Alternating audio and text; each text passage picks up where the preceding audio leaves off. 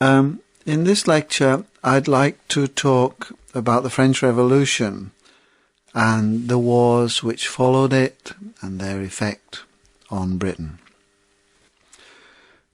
Towards the end of the 18th century, in 1789, there occurred an event which had a considerable effect on the rest of Europe, the French Revolution. And this led France into a war with most of Europe, and this war lasted until 1815. In the middle of the 18th century, France was quite prosperous, but the government was almost bankrupt.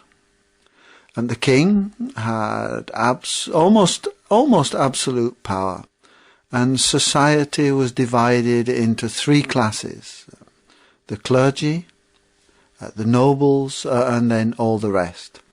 And the government of the country was very inefficient, and many people deeply resented it.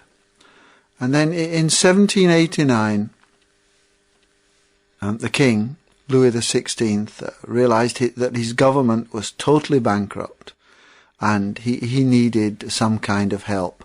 And he called a meeting of the representatives of the people. And at this meeting, the representatives could not agree on what to do. And so riots broke out in Paris. And the rioters attacked a large prison in the centre of Paris called the Bastille. And in fact they captured it. And the fall of the Bastille, of course, is a very famous, significant event in French history. And this was followed by riots throughout the whole of France. As a result of this, a new government was formed, with the king's power greatly reduced. Many of the nobles fled abroad. And eventually, the king decided to flee too. But he was caught. He was disguised as an ordinary citizen and was caught and brought back to Paris.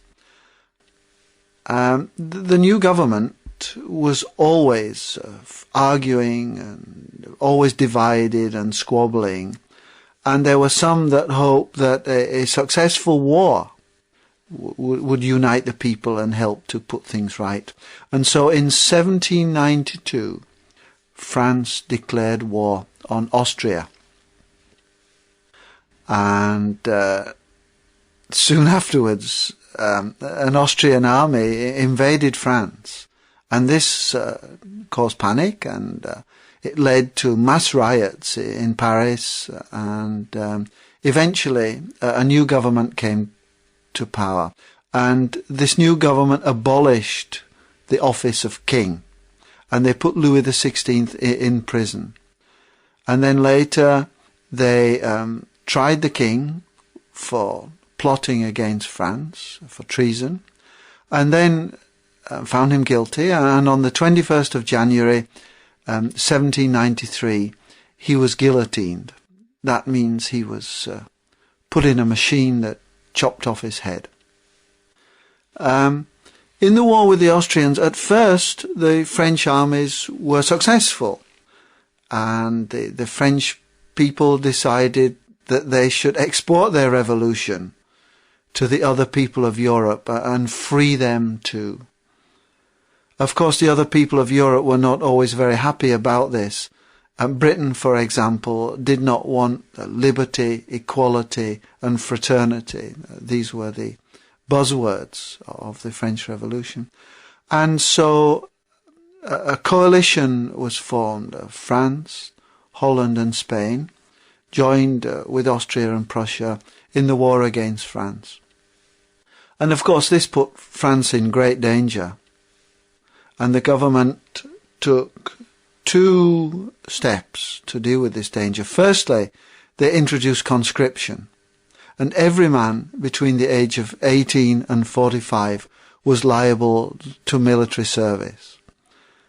And secondly, they started the Reign of Terror. And anyone suspected of being against the revolution was sent to the guillotine, and hundreds of people had their heads chopped off by this machine, the guillotine, in public, of course. After the Reign of Terror, there was a new government, and this lasted for about 4 years. And this was not a popular government, but it did encourage good leadership in the army. And during this period, from about 1795 to 1799, saw the rise of one talented young general. And his name was Napoleon Bonaparte. He was born in Corsica. He was an artillery officer, and he became a general at 24 years old. He was a short man, very vain and very ambitious.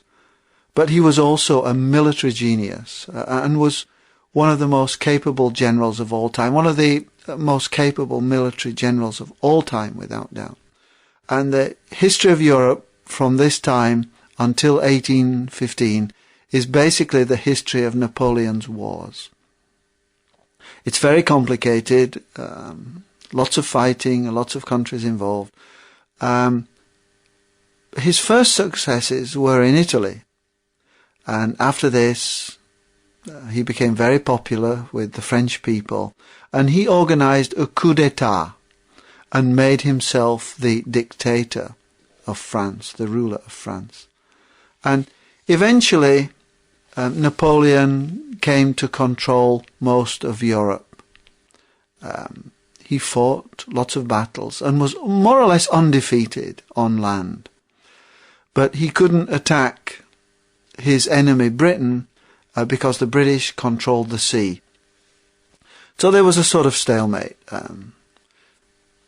Napoleon couldn't defeat the British at sea, and the British couldn't defeat Napoleon on land.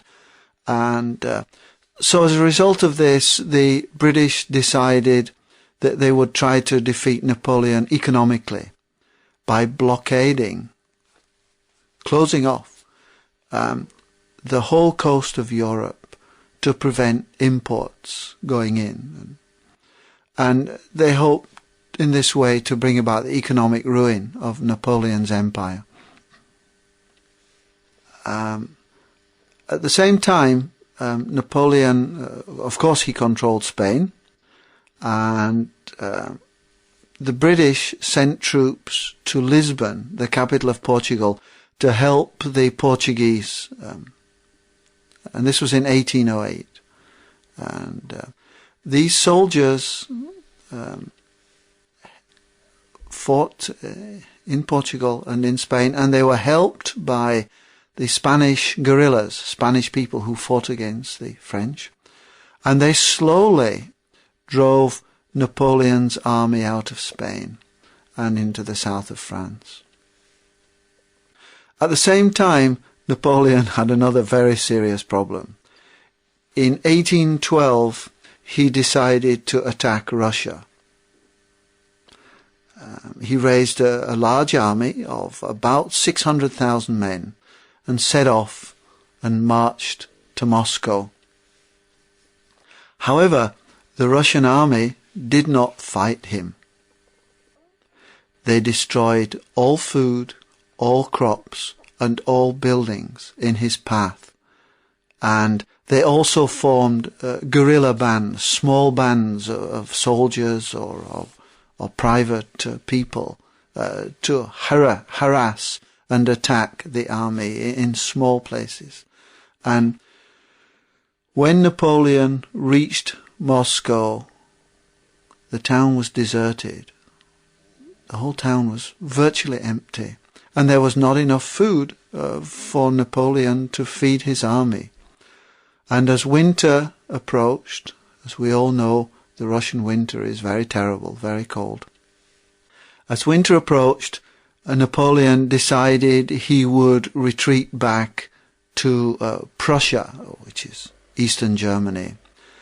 And he turned round and set off with his large army to walk back to Germany. And his army was constantly attacked by the Russian army and by the guerrillas. There was no large battle, just constant small-scale attacks. And if 80% of Napoleon's army did not get out of Russia alive, this was a huge defeat for Napoleon. And many of the other countries in Europe, of course, were very happy at Napoleon's defeat, and they took the opportunity to attack him as he arrived back in France. And in 1813, the next year, his enemies captured Paris and made Napoleon a prisoner.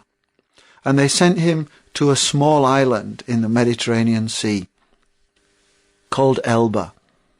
And the brother of Louis XVI was made the King of France, and he was called Louis XVIII. Of course, Napoleon did not like being a prisoner on a small island, and so in 1815 he secretly returned to France, and he raised a new army. The King of France fled, and Napoleon fought his last battle in Belgium, near a small village called Waterloo, on the 18th of June, 1815. His main enemy was a British general called the Duke of Wellington, and Napoleon was heavily defeated by the British, and the Prussians also fought at Waterloo.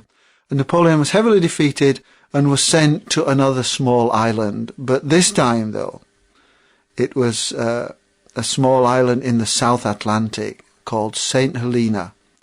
It was thousands of miles from the nearest land. And Napoleon died there 6 years later.